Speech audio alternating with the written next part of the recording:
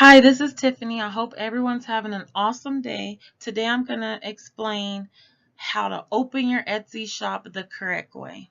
So, opening your Etsy shop, it's a good idea to create an email specifically for your creative business first. Then you can use that email to sign up for selling.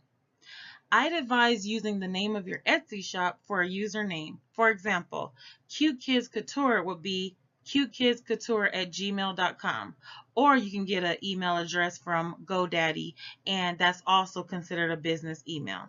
Now, open a new tab and go to Etsy.com. Next, click on Sell on Etsy. You will find this at the top right hand of the page. You'll need to start by registering your account. Etsy gives you the option of signing up with your Facebook or Google Plus accounts, but again, I'd stick with the business email. It also makes suggestions for usernames for you based off your own name. Keep in mind, this is your personal username as the shop owner, not the name of your shop. So using their suggestions is fine. Or if you have a username you tend to stick with, go for it. This will be the name for your personal profile, not your shop. But when naming your shop, if you want to just sell sweaters, you can do something like Brittany Sweater Shop. But keep in mind that if you decide later on to sell other products, that name might not fit with what people are searching for. So there, you're going to get known as Brittany Sweater Shops. I know that if I go to Brittany's shop, she sells sweaters. So if you don't want to be niched down to one specific product, keep your Etsy shop name more general. So that way, if you want to add more products later on, you're able to do that. But you can change your Etsy name. That's no problem. But say you already have like 30 sales and people are getting to know you, you don't really want to change your name on people. So this is the button I was talking about, Sell on Etsy. When you click that button, it's going to ask you for your first name, email, password, and for you to confirm your password. After you've done that, you simply click register. Shop preferences. Whatever fits your fancy. The next screen wants to know a little bit about your shop. Language, country you're in, currency to be rendered. It's all pretty self-explanatory. The last question asks you which best describes how you'll use the shop. Selling full-time, part-time with full-time intent, or just part-time. I chose part-time with full-time intent, but choose whatever fits your needs. After that, you click save and continue. This is an example of what that page will look like. It's a little blurry here, but on your screen it will show perfectly. Step 3, selecting a shop name. Be unique when naming your shop. The moment of truth. What's your shop going to be called? If you've done your brainstorming homework, you should have a list of possible names to choose from. Start with your favorite choice first. Plug it in the box and hit check availability. If it's available, you're golden. If not, move down your brainstorm list until you find one you like that gets the green check mark. So before you even open a shop, you should be writing down a list of names just in case your name that you really want isn't available. That way you won't spend too much time debating and going back and forth on a name. Okay, after that box turns green on the side, then you're good to go. You click save and continue. Okay, and this is an example. So I put Cute Kids Couture. This is one of the shops I really don't use, so I'm using it as an example account. So you see Cute Kids Couture is available, so I can use that name. Step 4, stock your shop. You'll need at least one item ready to list in order to start your shop. Of course, the more you have, the better. Etsy says 10 plus is a great start, but gives priority to shops with 100 plus listings. You don't have to add that many right away. You'll always be able to add more in the future. So when you're just starting out, because Etsy, sometimes the product that you select is saturated, or there's a lot of other people selling it.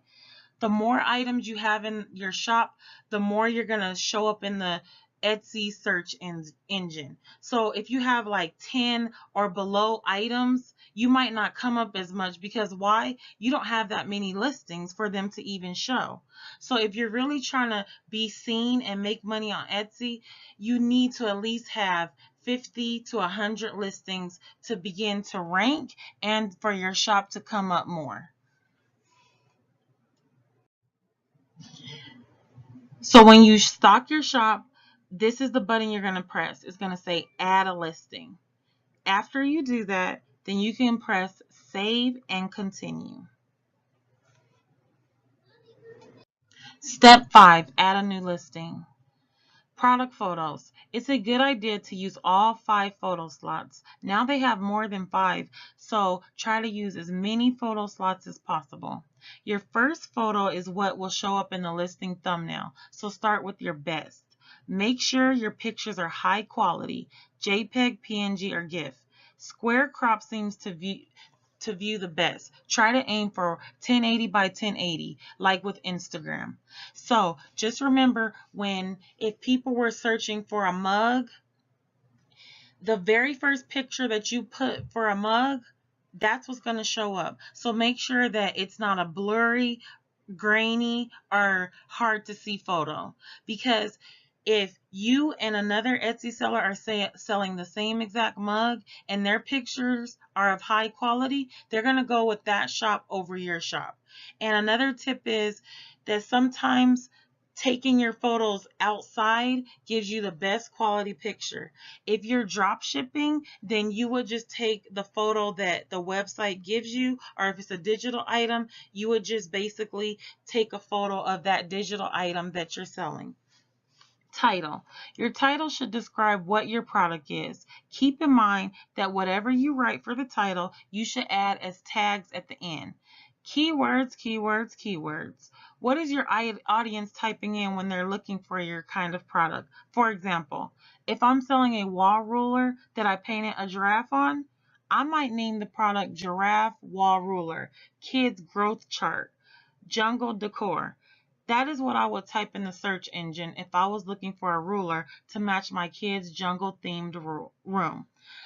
Another tip is, if you were selling a giraffe wall ruler, you would open up another window and type giraffe wall ruler in the search box. Underneath that, it will start populating some more keywords underneath that, or titles. Try to put whatever those 5 words that are below are titles, try to put some of those words in your main title of the product. That way, whatever people are typing in that is around this product will show up. Okay?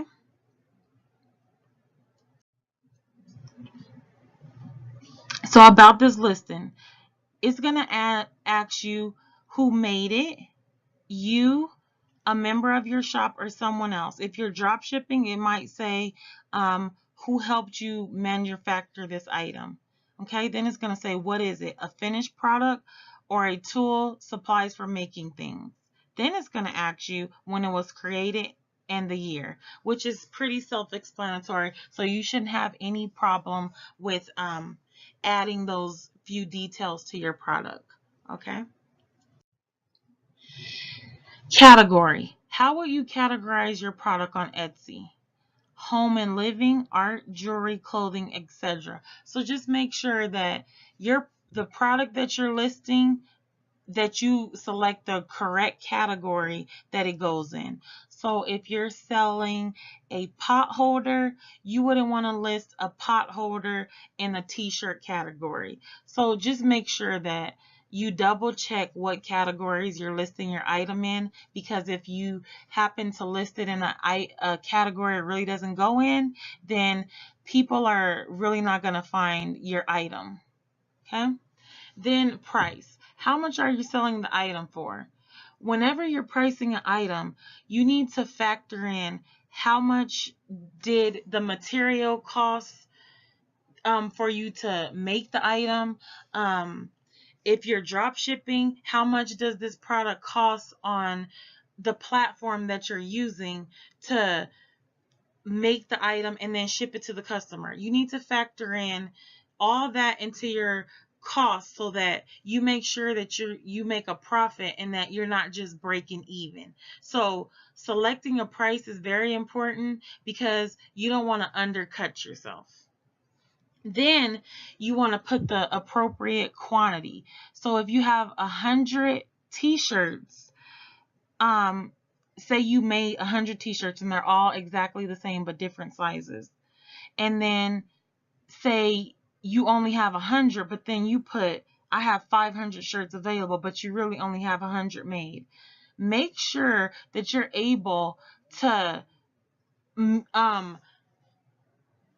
accommodate if you are to sell out of all 100 shirts and then you're stuck making like 200 or 300 more. So just never put more than you can, physically make, because then that will lead you to getting bad feedback, because people are going to be like, well, her listing says she had 500, but I didn't get my shirt until 3 weeks later. You don't want to run into getting 1 and 2 stars on your Etsy feedback when you're brand new. Okay.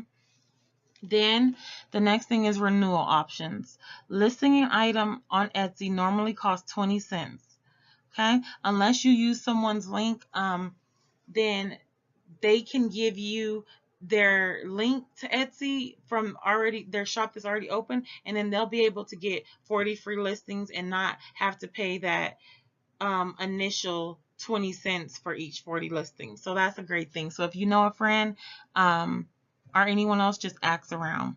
This fee is charged each time you list an item and each time it renews. Listings can be renewed automatically every time it sells out or every 4 months, whichever comes first.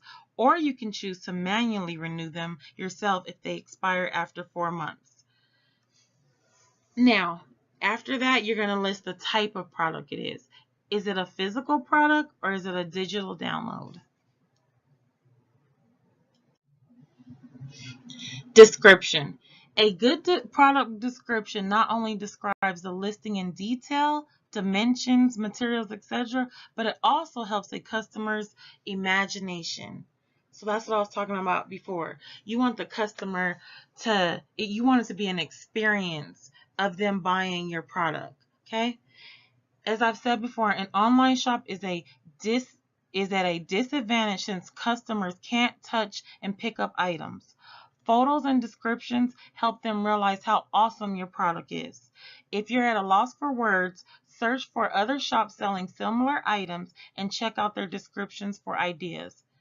Don't copy them word for word, but you can use them as a benchmark to go off on. Okay, so if somebody has baby hats and you're selling the same baby hats, see what shops keep coming up when you type in baby hats. And if there's certain keywords that you keep saying over and over, it will be a good idea to add that not only in your description of your listing, but in the keyword part and the main title. Okay? So sections. This is where collections come in. So when you see, do you want to put this in a collection on the side of your shop? This is how you're grouping this product. So do you have coloring pages, baby headbands, gifts for mom? Those can all be separate collections and categories. The reason why you want to do this is because some people that come on Etsy to buy stuff, they're in a hurry. They don't have time to search through 100 of your listings to find a baby headband. So if you have it convenient, already a category that says baby headbands, they can go right to that collection or category, click on baby headbands, and browse through just what they're looking for. Now, if you have your shop not in collections and you just have 100 products listed and nothing is in order, then the customer will go to another shop that is more organized and where they can find baby headbands easily and fast. Okay? Next, digital files. You'll only see this section if your product is digital, not physical. You can add up to 5 files, PDF, JPEGs, including customized notes to buyers, and if you want to do promo codes for future purchases. Okay, digital files are really easy because it's basically like a shop that's running itself with minimal work, because once someone buys a digital file, it's readily available for the customer to download it. Okay, and this is the variations, and then we're going to get into shipping. When you're first starting on Etsy, I would recommend that you click calculate shipping for me, and it's also going to be in parentheses recommended, and I would do that if you're just starting out or you don't know about selling online or e-commerce, because you can lose a lot of money when you don't know how much things weigh, how the length, the width of it, because sometimes it could cost $10 to ship something and then you underestimate it and you're like, oh well, I could send that USPS priority mail. Then you get to the post office and they're like, well no, because of this weight and dimensions, this costs $10. Then you're going to start going into your profits, and you don't want to do that. So if you profited $15 off of a product after you factored in all your costs, and then it costs $10 to ship something that you underestimated, you only have made $5. So it will be best, if you don't know about shipping right away, to just let Etsy do the shipping for you. Okay, so and the thing I just talked about, variations, which can get a bit complicated.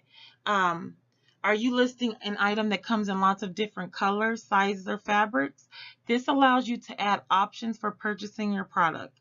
You're only allowed to add 2 to 4 types of variations on a listing. So if you need to give your customers more options than that, you'll have to ask them to add a note or comment when they purchase it. Whenever someone purchases something on Etsy, in the notes section of their order at checkout, they're able to type you a message pertaining to their order. Okay?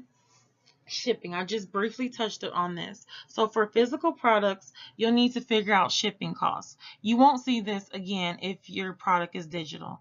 You can enter fixed costs manually if you're more of an expert when it comes to shipping. Or, like I said, you can let Etsy calculate shipping for you. Obviously, this is the smarter, easier way to do things. You can't always predict where a customer may be shopping from, or where they'll want the item shipped to. Location can certainly affect the shipping price. Add in where you'll be shipping from in the origin zip code section. Processing time. How long will it take you to get the item shipped once it's purchased if your items are custom made or made to order? How long will it take you to create it? How fast can you get it to UPS, FedEx, or the USPS store?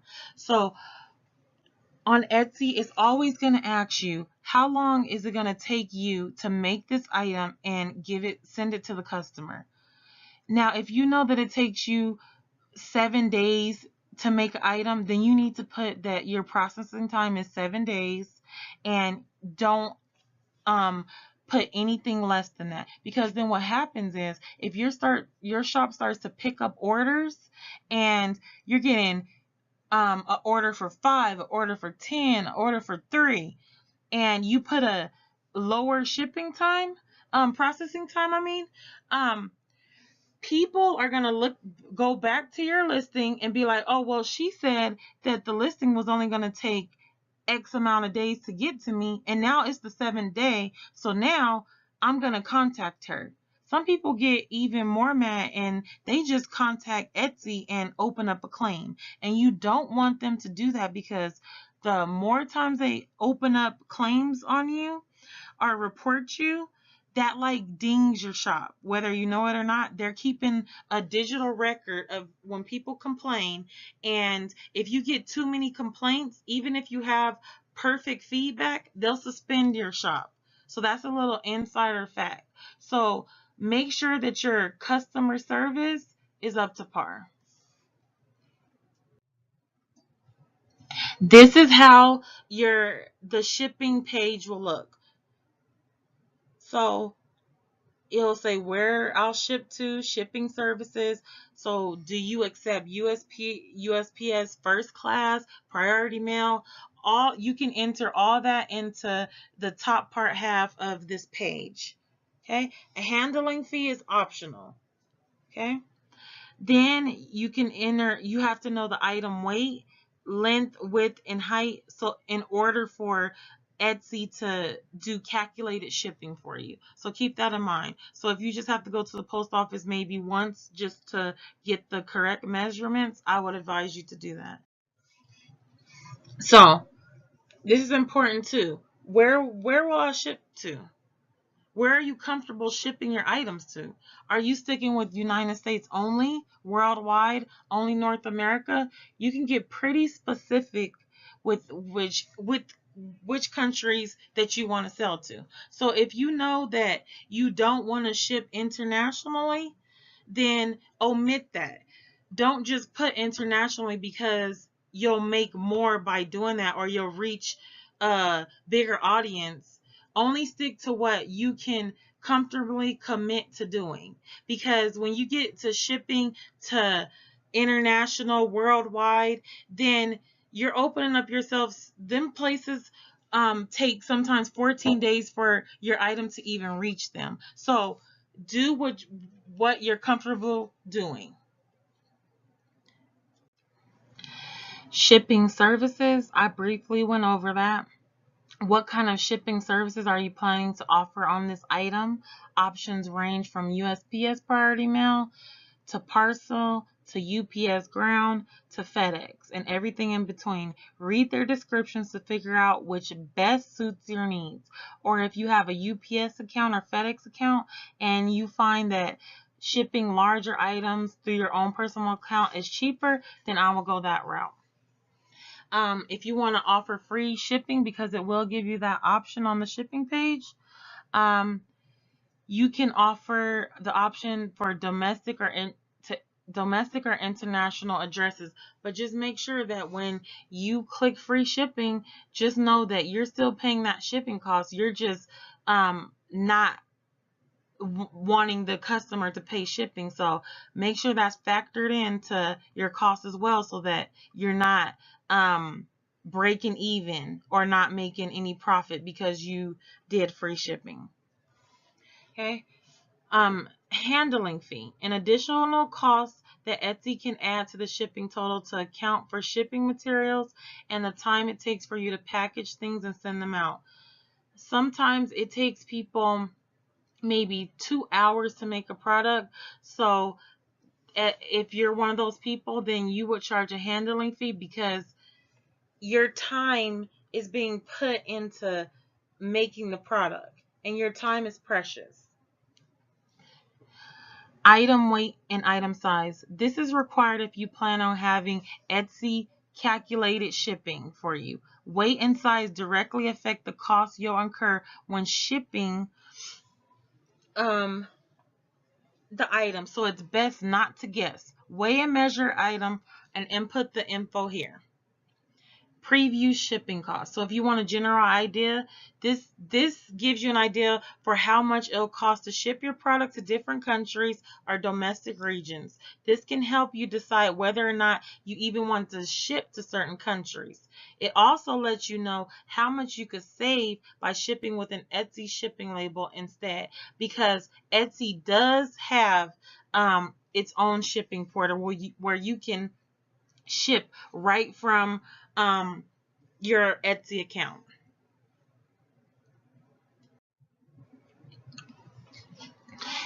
This is how the Etsy shipping portal will look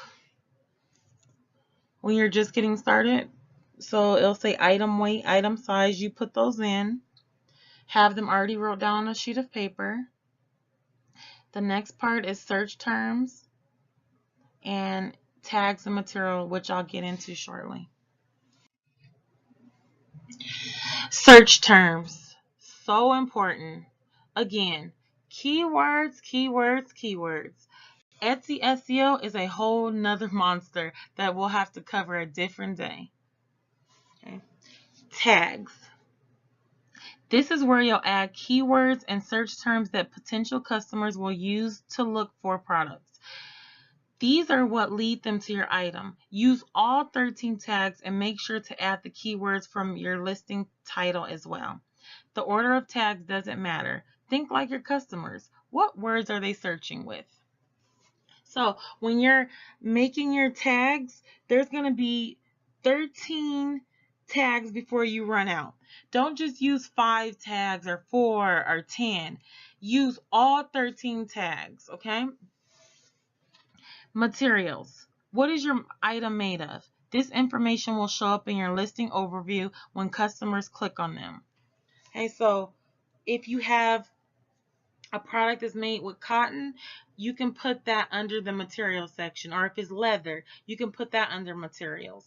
After you're done with that materials section, then you're going to click save and continue. Woohoo! You created your first listing. You can add more now, or you can wait until your shop is officially set up to add more. So basically, after you get to that part, you've listed your first item, and now you can start listing more items. Okay, now here's another tip. If you're selling a lot of the same or similar products, an easier way to list them would be to wait for now. Later, when your shop is open, click the following buttons or links. Click on your shop, then from your shop go to listings, then from listings go to listing manager. It'll take you to your listed items. Click one. Then in the upper right corner, there will be a manage button. Click it and choose copy. So basically, you're just copying the listing that you already made. If you have another of the similar product, and if it's a different color, if you don't want to add variations, you can just say you sold blue shoes at first. So your first listing said blue shoes. Now with this copy button, you can copy that same blue shoes listing, but now you want to do red shoes. So just switch out the picture to red shoes and change the title to red shoes instead of blue. And then that's going to save you so much time. Okay, so it'll copy all the information into a new listing where you can update photos, titles, descriptions, and tags. Major time saver, right? Okay. The sixth step is how you'll get paid. How do you want customers to pay you? Choose what country your bake is out of, and Etsy will decide what currency you'll be paid in. Next, you'll need to add your bank account information. Tell Etsy where to send your money. Right? That's all we've been waiting for. So, with adding your payment information, um if you don't want to mix your personal money with your business money, then you can open up another separate bank account, or you can use a prepaid card as long as it has an account and a routing number attached to it. And some of those can be found at Walmart, CVS, Walgreens, or you can just simply have your bank open you a separate account so that way you can keep your Etsy money separate. So that way, if people file a dispute or you need to give a refund or somebody files a claim against you, they're not snatching money out of your personal checking account, and then say that day you don't have the amount to cover that, then you'll save yourself from associated overdraft fees as well. So I personally use a prepaid account that has an account and routing number. Okay, so you're going to put your full name on your account, the account type. So if it's checking or savings, routing number, and account number. Then it'll ask you to tell a little about yourself. Okay, and this stuff is required because you have to get paid. After you click save and continue, you'll need to put in all your personal information. Etsy has to verify your identity with this, but don't worry, they won't share your information. Click save and continue. Step 7, if you haven't already, in the beginning, they're going to ask you to confirm your email address. I hadn't done this when creating the tutorial account. It actually won't let you move on to the next step unless you confirm your email. Check your business email account, go to the email from Etsy, and click on confirm account. It'll lead you to the right page. So it'll just pop up resend confirmation email. Step 8, set up billing, transaction and processing fees. Remember those listing fees of 20 cents each time a listing is published or renewed? Well, there's also a 3.5% transaction fee and a 3% plus 25-cent payment processing fee. So keep that in mind when you're selling. For every time a product sells. So how are you going to pay for these fees? Here is where you'll input your credit or debit card information. Don't worry, you won't be charged right away. Etsy will charge all fees for the month on the first day of the next calendar month. So if you opened your shop on October 1st, Etsy will charge your card on November 1st if you have sold any products within those 30 days time span. Okay. Once you're on this page, you're basically all set up because you're going to click open shop. Okay. So this is what the setup billing page will look like. And you can also have, if in addition to adding your cart, you can also, like, because one of my shop does really well, Etsy shops, say my bill for the month was $100 and then I made $800 in Etsy sales. There's an option where I can have Etsy take my $100 out of my profit. So that's normally what I do. So I'm not really paying fees. I'm paying fees with what I'm making, which kind of balances out. So congratulations, your shop is now open. Okay.